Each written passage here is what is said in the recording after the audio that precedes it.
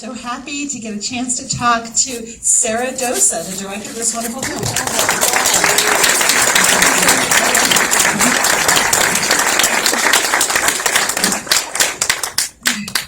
Thank you so much. Just such a stunning and lyrical celebration of two really intrepid people that, were so devoted to their work and to each other, and it's such an interesting way of approaching it, the way in which you did. So, how did you learn about Maurice and Katia? That's always the first question, right? I first learned about Katia and Maurice actually when I was making the last film I directed. That's a film called The Seer and the Unseen, and it follows the story of an Icelandic woman who is in communication with spirits of nature. Iceland is a volcanic island, and we thought that some archival footage of erupting volcanoes there would help to tell a certain part of the story. Actually, it's the way the film opens. So we started researching archival footage of erupting volcanoes in Iceland, and that's when we first learned about Katia and Maurice, because we saw their footage. It really wasn't until we learned about them as characters, though. The footage was astonishing, but once we learned they were a married couple, they were in love with each other as well as the planet, we thought, okay, there's perhaps a film here. We also learned that they had, recorded hundreds of hours of footage. We kind of put a pin in that, though. After we finished The Seer and the Unseen, my team and I ended up pursuing a different project. However, during the pandemic, that project ended up collapsing, and we thought making an archival film during the time of lockdown could be a way to continue to make work. So that's when we remembered the story of Katia and Maurice and got access to their archive and made the film. And that's the big question. How did you get access to all that amazing amount of footage? Yeah, so there's about 250 hours that we were working with. About 200 of those hours was footage that Katia and Maurice themselves shot, and that existed in an archival facility in Nancy, France. Maurice's brother, a wonderful man named Bertrand, who actually studies spiders. So imagine Maurice. The family. He's amazing. I adore Bertrand. But he had kind of taken care of the footage and the archival material for years, entrusting it to different archival houses, and it wound up in Nancy, France, this wonderful place called Image Est. One of my producers, Ina Fitchman, she called up Image Est and struck a deal with them to get access to the footage, and they agreed to digitize the collection for us. Prior to us, about 30 to 40 hours had been digitally scanned, but they agreed to do the entire, it was about 180 to 200 hours for us to work with. The other kind of bucket of footage we were working with, though, was archival material of Katia and Maurice on television, largely in France, but also Belgium, Switzerland, other parts of Europe. And that we had a fabulous archival researcher named Nancy Marcotte who painstakingly kind of called up all of these archival houses in Western Europe, the international, or for example, the National Institute of Audio, I'm trying to translate for French, but anyway, the major French archival house, and we just tried to get any kind of pieces of material of them that other people had recorded as well, since in their own material there was very little of the two of them together. So because one is shooting. Exactly, one was always shooting. Also, that material didn't have sync sound, whereas this material, we could see their personalities, we could hear their voices, we could see how they performed their characters as well, so we were really grateful for that other category of footage aside from their own material that they shot. As I was watching, I kept thinking, how is the equipment not melting? So what did they do to keep everything sort of functioning? Yeah, we wondered that ourselves, and we heard stories about cameras getting, swept away in lava flows, things melting, breaking all the time. But they did have kind of asbestos barriers and aluminized barriers that kept some of their gear from, corroding under the heat or melting with the heat. But they also worked with a tremendous amount of people. They had a lot of friends who were their guides, worked as porters. So it wasn't necessarily just the two of them a lot. So there was a lot of people kind of helping out, even though the two of them would often be the ones who really kind of struck out on their own. So, I was wondering about sort of what inspired you. I know you've done other films about sort of people and their relationship to nature. What did you see in this that sort of fit in with that ecological message? Yeah, I'm endlessly curious about the human relationship with non-human nature, and specifically how humans make meaning out of and with nature. I think I'm particularly excited by stories that communicate kind of the sentience of the natural world, not just the power, but also the intelligence in a way that's like not necessarily anthropomorphized, but nature in its own right, if that makes sense. And I think at a time when we're really experiencing the climate crisis, getting to kind of show the sentience of the natural world, how alive it is, how interconnected things are, is incredibly important. And for me, there's no more powerful kind of embodiment of that idea than volcanoes. I specifically love how, Maurice says this in the film, that they defy classification, even though it's like the project perhaps of science to classify, to scale, to find models and patterns and things. So I love the fact that this volcano is almost like this rebellious force, that really just shows the awesome force that is our planet. So that was incredibly inspiring and intriguing to me. And Katia and Maurice as these conduits for exploring kind of that power through their own love. Their unique way of seeing the world, and specifically how they photographed volcanoes. For me, it was kind of like the ultimate height of all the things that I get excited about and I'm drawn to as a filmmaker. I was really intrigued by the fact that you had them sort of telling their story through their own words, and you didn't have talking heads, you didn't have experts weighing in. So what was the thinking behind that?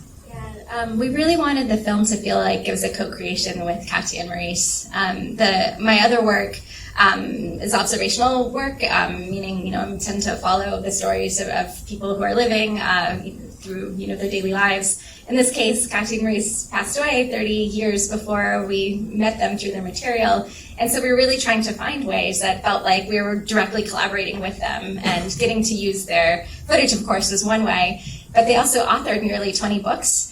So we wanted to pull from their writings as well, especially Katia. Katia shows up a lot less, actually, in the visual record than Maurice, largely due to the sexism of the time, and partially due to the fact that she didn't like it. She seemed more reserved than he was. Yeah, and he had no problem being in front of the cameras, and she just preferred other things.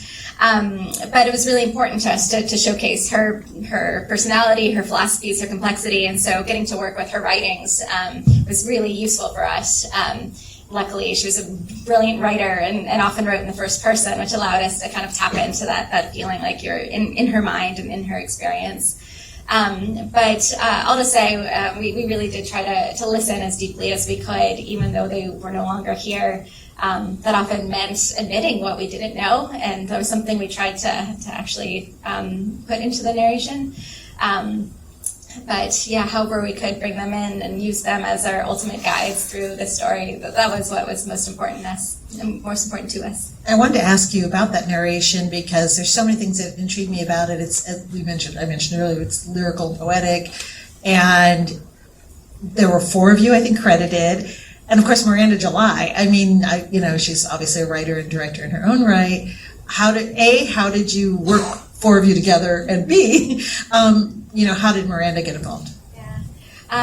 We knew from a very early stage that we wanted narration in the film. Actually, at first, I had hoped it would just be Maurice and Katia's voice, and we wouldn't have any narration at all. But the archive, it's so spectacular, but it was incredibly limited. Like I mentioned, there was no sound on the 16 millimeter footage. The other material, them on television, it was often had music running through it, or we were at the whims of the editing choices on television, so we really had tremendous limitations. It was also really important for us to tell a love story and a character-driven love story, and that meant having a measure of interiority, like getting to really know what their thoughts, their relationship dynamics, things like that, and without that in the visual record, writing narration could be a vehicle to actually do that.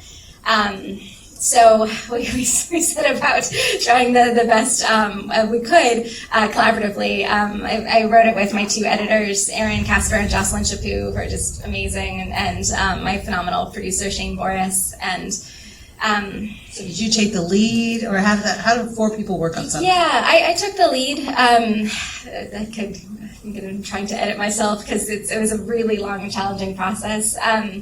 First, it was really important to us to have a narrator who was curious and inquisitive, who wasn't declarative or omniscient, who could kind of reflect the same kinds of questions that Maurice and Katia had about exploring the natural world, because we had all these questions that we could never answer, the same way Katia and Maurice could never answer all that they wanted to know about volcanoes. So we actually wrote a backstory for our voice of our narrator to help ground all four of us. So that helped us to have more of a cohesive voice. We would say things like, would our narrator write this, yes or no? And if the answer is no, then of course we would take it out of the film. But it would usually start with me writing some suggested lines, as well as some quotes from Katia and Maurice's books and some pieces of footage, and then I would give it to one of my editors, and they would try to assemble kind of all of those pieces together.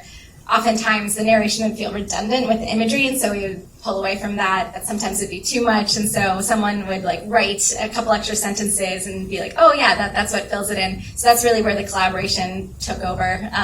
But all of us really touched the writing process in many ways through the course, and the process changed many, many times as we continued to work with the material. That's so interesting. So in the film, Katia says that their colleagues see them as weirdos, I think I remember.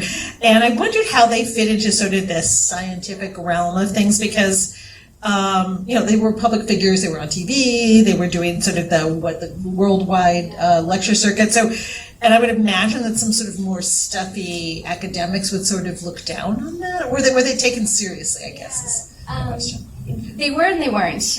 They were absolutely seen as these idiosyncratic people who occupy their own niche. For them, Maurice says this in the film, but they wanted to truly live by the rhythms of the earth, and that meant being as footloose and fancy-free as much as they possibly could, and they found that by selling their imagery, by publishing these books, by going on these lecture tours, that gave them a measure of independence. So they didn't have to rely on government contracts or university jobs. They didn't look down on that by any means, but they just really truly wanted to be out in the field as much as possible, and that lifestyle afforded them that. Some academics loved that because they brought back data. Their filmmaking truly was scientific data. They could capture this fleeting phenomenon to study it forever. A volcano never erupts the same way twice, and by getting, by committing that imagery to this, the screen or to celluloid, really did volumes for the field. They also took gas readings, they brought back samples, things like that. So all to say, there was many contributions in that regard. Other volcanologists and geoscientists thought that they were irresponsible, thought that they were breaking... Too risky. Exactly. Pushing past authorities, safety barriers, things like that. So they were controversial in the field too. So like any kind of field or any community, there's a lot of debate, but our volcanology advisors on our project kind of fall more on the side that they are celebrated pioneers who, of course, there's a lot to discuss, but it seems like that's kind of what they're best known for, is their pioneering tendencies. Are they looked at differently now, 30 years later, than maybe they might have been then? That's a great question. Now I definitely think that there's like the glow of, exactly, yeah. I wouldn't call it hagiography by any means, but I think that they're kind of the unique sliver of time that they occupied.